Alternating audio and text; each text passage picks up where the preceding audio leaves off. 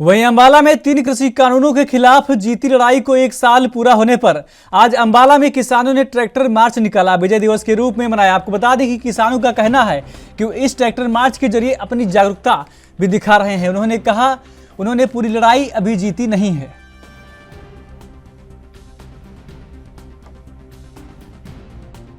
आज एसकेएम के आह्वान के ऊपर पूरे देश के अंदर जो पिछले साल 19 तारीख को मोदी प्रधानमंत्री जी ने एक जो काले कानून वापस लिए थे उसमें और किसानों की बहुत बड़ी जीत हुई थी, क्योंकि वो जो 3 काले कानून थे वो पूरे देश की ज़मीन को कॉरपोरेट के हाथ देने की कोशिश थी। और उसके अंदर किसानों ने, पूरे देश के किसान संगठनों ने, सभी समाज सेवी संस्थाओं ने, सभी लोगों ने बढ़ चढ़कर हिस्सा लेकर वो 3 काले कानून वापस कराने में कामयाबी हासिल की थी। उसको अंदर पूरे देश की ज़मीनों को कॉरपोरेट को थाली में परोस कर देना चाहते थे, किसानों को भूमिहीन करना चाहती थी ये सरकार। लेकिन पूरे देश के लोगों ने इस लड़ाई को लड़ा और एक बहुत बड़ी जीत हासिल की थी। आज के दिन इस देश के प्रधानमंत्री ने माफ़ी भी मांगी थी और वो काले कानून वापस भी किए थे। सो उसके उपलक्ष्य में आज पूरे देश के अंदर एसकेएम जो है, इस आंदोलन का जो लड़ रही थी जो टीम, उसने आह्वान किया है पूरे देश के अंदर, कहीं पैदल मार्च होंगे, कहीं ट्रैक्टर मार्च होंगे, कहीं मोटरसाइकिल मार्च होंगे और रात को दीपमालाएँ भी अपने अपने घरों पर लगाई जाएंगी। ये उस उपलक्ष्य में आज प्रोग्राम किया जा रहा है। शक्ति प्रदर्शन भी करने वाले हैं ट्रैक्टर मार्च के जरिए? नहीं, कोई शक्ति प्रदर्शन नहीं होता। हमारा ये कॉल दी जाती है, उसके तहत सरकार को और किसानों को जागरूक किया जाता है कि हमने कितनी बड़ी अचीवमेंट थी।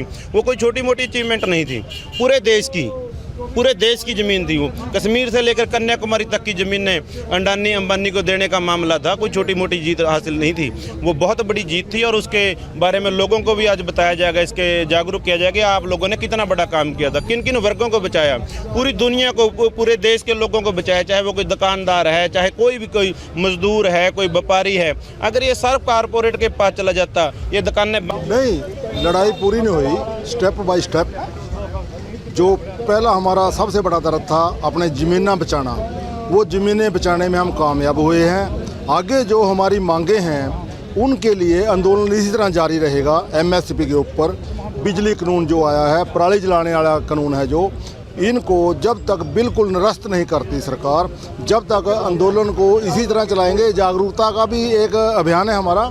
दूसरा, विजय दिवस में मनाना एसकेएम इंडिया का फैसला था ये, उसके तहत बहुत हुमा के आप देख ही रहे हो कितने सैकड़ों की संख्या में ट्रैक्टर और किसान यहाँ पहुँचे हुए हैं। ये हमारी जागरूकता होने के कारण ही और लोगों में उत्साह होने के कारण ही हम इस कार्य को कर रहे हैं। और आगे भी जब तक किसान सुखी नहीं होगा तब तक अपनी ज़िंदगी हम समर्पित कर रखी है किसान कौम के लिए, मजदूर के, व्यापारी के लिए, क्योंकि अर्थव्यवस्था देश की किसानी के ऊपर चलती है।